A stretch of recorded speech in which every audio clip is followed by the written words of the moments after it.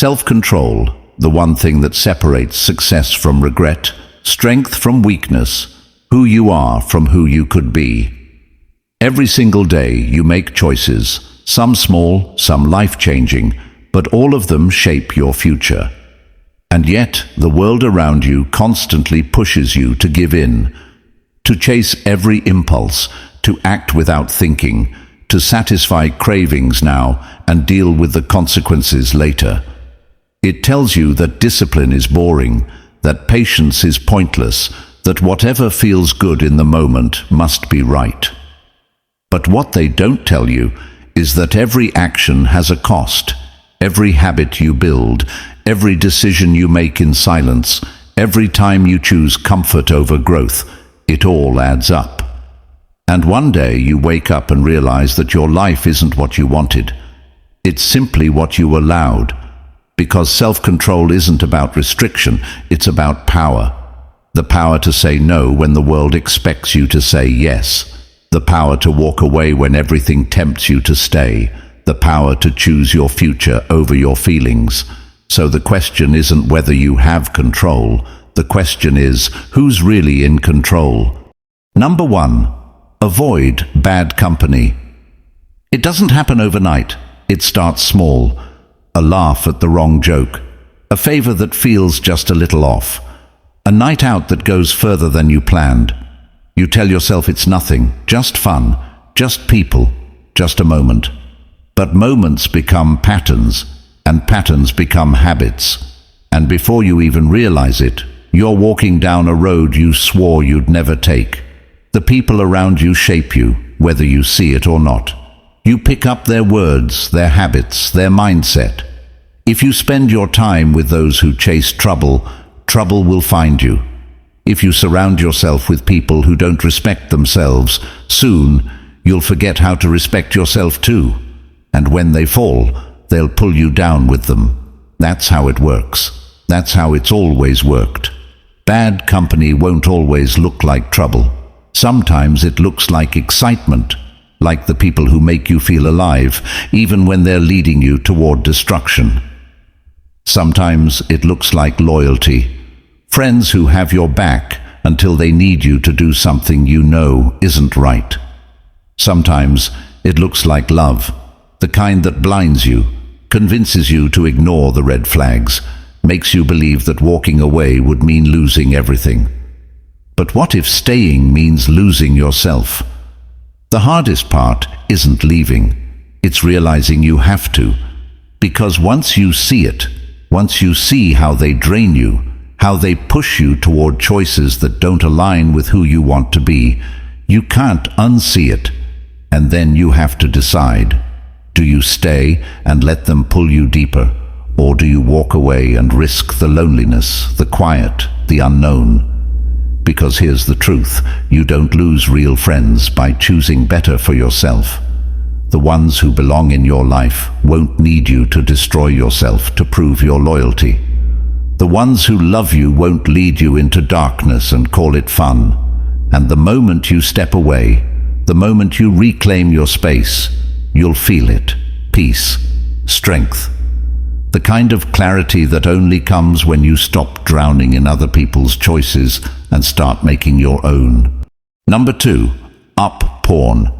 It starts as curiosity, a moment of boredom, maybe loneliness. A click, then another. A quick escape, a rush. And before you know it, it becomes a habit. At first it feels harmless. It's just pixels, right? Just a bit of fun, no real consequences. But what if it's stealing something from you? At first, it's just a way to pass the time, something exciting, something easy. But then, slowly, without even noticing, it becomes something more, a routine, a crutch, a need. It sneaks into your daily life, late at night when you should be sleeping, in the middle of the day when you should be working, in the quiet moments when you're alone with your thoughts. And before you even realize it, the real world starts to feel dull. See, porn isn't just about what you watch. It's about what it takes from you. Your time, your focus, your desire for something real. The way it alters your mind, reshapes your expectations, makes everything else seem less exciting. Real intimacy starts feeling like effort. Real relationships lose their spark. Conversations become background noise. You don't even notice how much you've changed, how much you've numbed yourself, until one day you look around and wonder why everything feels off. It teaches you to expect instant gratification. No waiting, no effort, no connection, just click, consume, repeat. And the more you consume, the more you need. The old excitement fades, so you go looking for something more, something new, something that keeps pushing the line further. It's a cycle. And the worst part, you think you're in control. You think you can stop any time. But every time you try, you find yourself right back where you started. And then there's the silence, the moment after. The screen goes dark and you're left staring at your own reflection. The rush is gone. The craving is satisfied, but only for now. And in that quiet, there's a question lingering in the air. Is this really what you want? Because at the end of the day, it's not just about guilt, it's about power. Who's in control, your desires or you? Number 3. To save. Saving isn't just about money, it's about discipline, about knowing the difference between what you want right now and what you'll need later.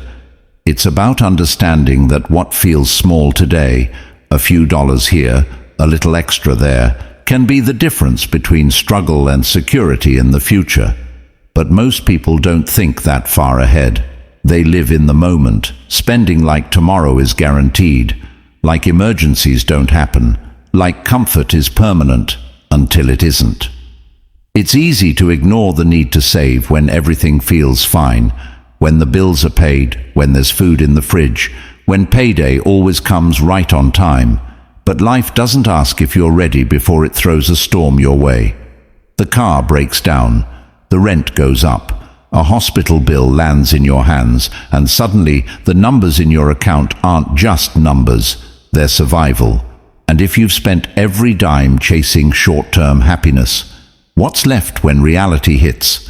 But saving isn't just about emergencies, it's about freedom. The freedom to walk away from a job that drains you. The freedom to help someone you love without hesitation.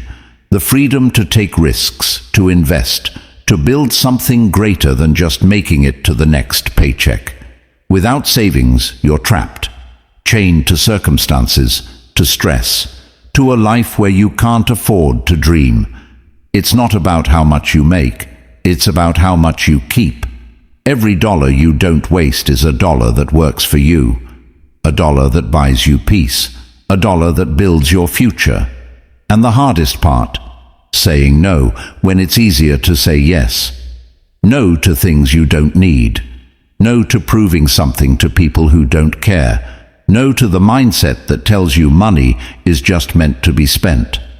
Because when the moment comes, when life tests you, when opportunity knocks, when the unexpected happens, you'll either be someone who wishes they had saved or someone who's glad they did.